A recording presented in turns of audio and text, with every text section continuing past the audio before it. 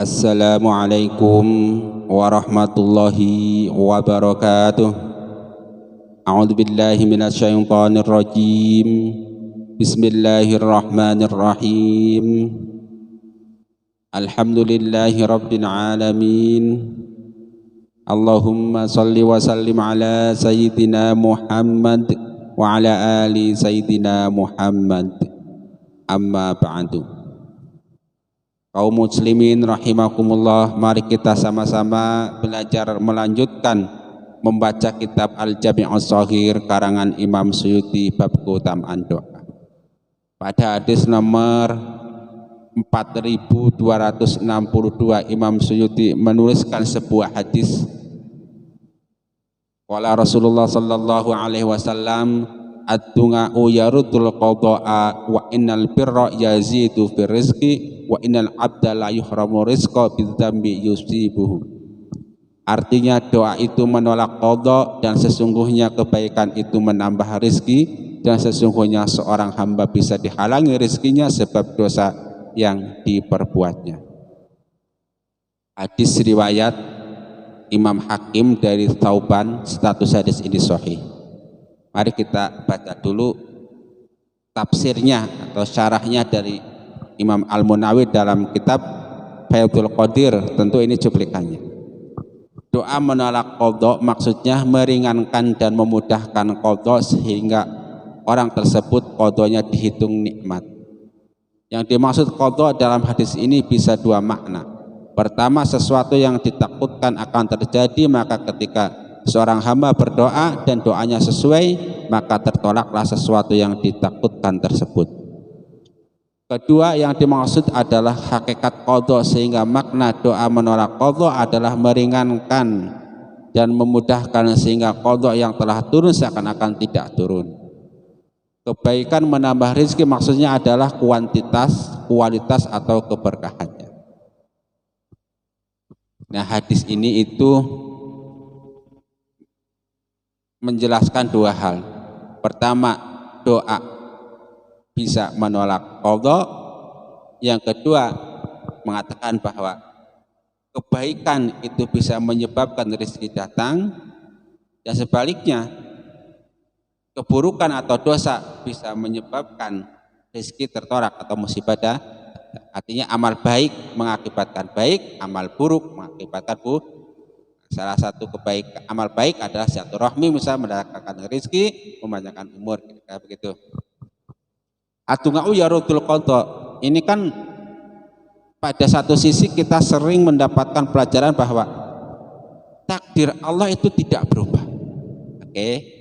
Tapi pada hadis ini ada hadis yang mengatakan doa bisa merubah takdir, atau doa bisa menolak qada. Itu gimana penjelasannya? Nah, kita cek begini. Qada atau takdir Allah itu tertulis dalam 3 kitab. Pertama, kitab ilmu Allah, yang kedua Lauhul Mahfuz, dan yang ketiga ini kitab selain yang kedua itu seperti catatan malaikat Raqib dan Atid.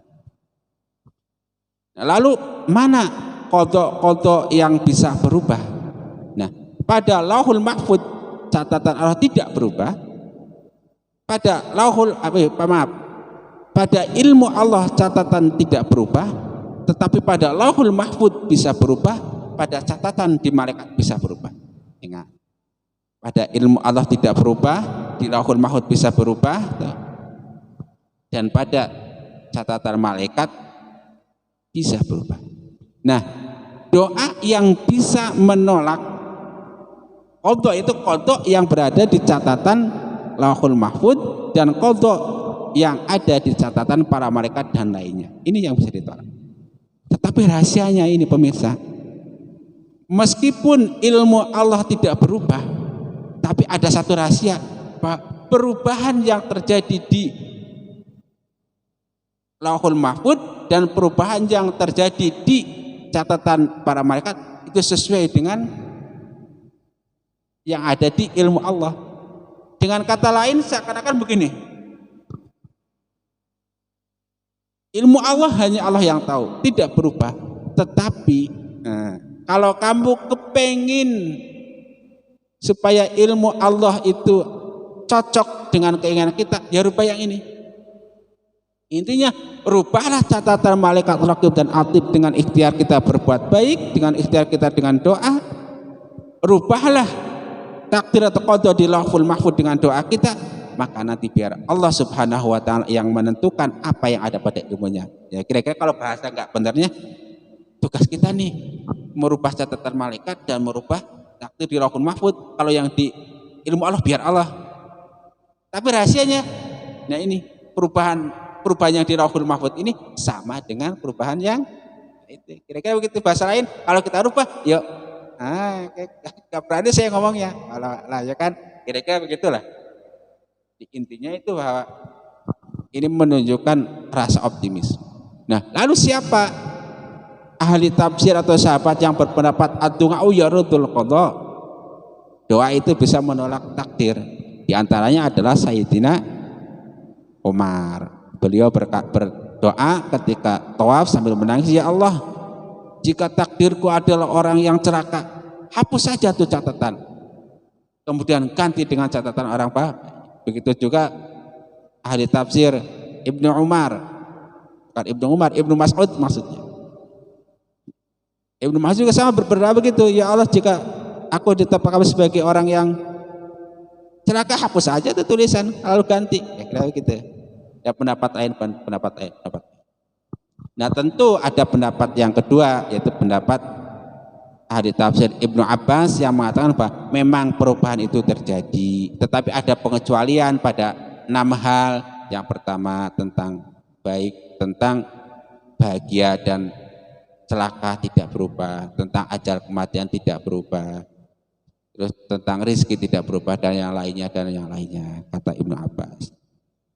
Memang ada perubahan, tapi ada pengecualian. Nah, kita ikut yang Ibnu Mas'ud ini, semuanya bisa kita rubah dengan kehendak Allah Subhanahu wa taala. Jadi intinya begini, Allah Maha Kuasa merubah dan menetapkan takdir kita, dan kita oleh Allah diberi hak ikhtiar untuk berdoa sehingga perubahan sesuai dengan doa kita. Kita diberi hak ikhtiar untuk sedekah misalnya sehingga perubahan sesuai dengan keinginan kita. Kita diberi hak untuk ikhtiar dengan cara silaturahmi misalnya, maka perubahan kita akan menjadi sesuai gitu. Nah, yang pertama ad-du'a yarudul qada. Yang kedua al-birru yazidu birizqi wa idan abda la yuhramu ar-rizqa bil dzambi yusibuhu. Jadi kalau ngomongin masalah rezeki, itu kan katanya takdir. Ini kalau pendapatnya Ibnu Abbas dan kawan-kawan, rezeki itu takdir yang tidak bisa berubah. Jatah kamu segitu, ya udah segitu. Itu kata Ibnu Abbas dan kawan-kawan.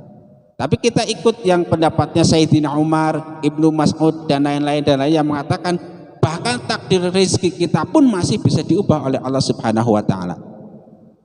Sekehendak Allah.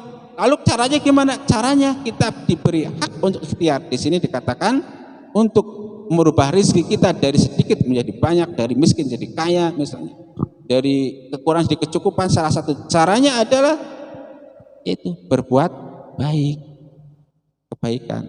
kebaikan yang dimaksud apa saja? Di antaranya adalah sedekah, silaturahmi, doa dan lain-lain itu. Ya. Jadi kalau Anda yang merasa lagi susah, banyak hutang, lagi sempit, pengen berubah, coba baca, berdoa. Doanya apa saja gitu, yang Anda tahu gitu. Tapi coba nanti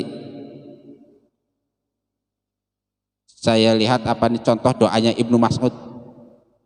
Doa yang diucapkan oleh Ibnu Mas'ud untuk merubah takdir tersebut, untuk merubah keadaan dari miskin menjadi kaya dan lain misalnya adalah doa Allahumma in kunta katabtani fis su'ada'i fa asbitni fihim wa in kunta katabtani fil asqiya'i famhuni minal asqiya'i waktubni fis su'ada'i fa innaka tamhu ma tasya'u wa tusbit wa indaka ummul kitab.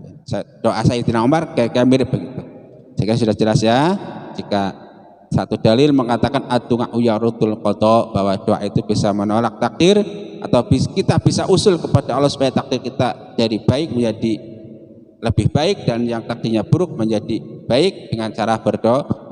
Salah satu doa yang dicontohkan ada doanya Ibnu Mas'ud, Allahumma in kunta katabtani fis su'ada'i fa asbitni fihim wa in kunta katabtani fil asqiya'i famhuni minal asqiya'i waktubni fis su'ada'i fa innaka tamhu ma tasya'u wa tusbit wa indaka umul kitab. Dan nanti bagi yang mau menghafalkan bisa